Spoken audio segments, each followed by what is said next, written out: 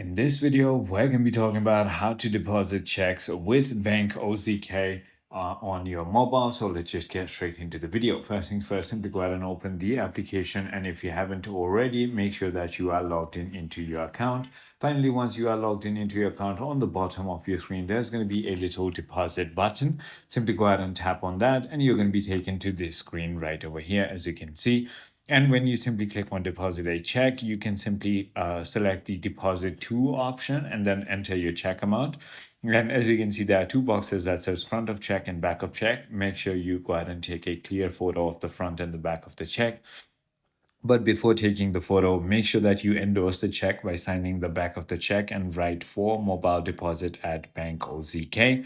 And once you do that, simply go ahead and click on submit and it will be deposited. I hope this video clarifies everything for you. If you have any more queries, feel free to comment down below and I'll see you on the next one.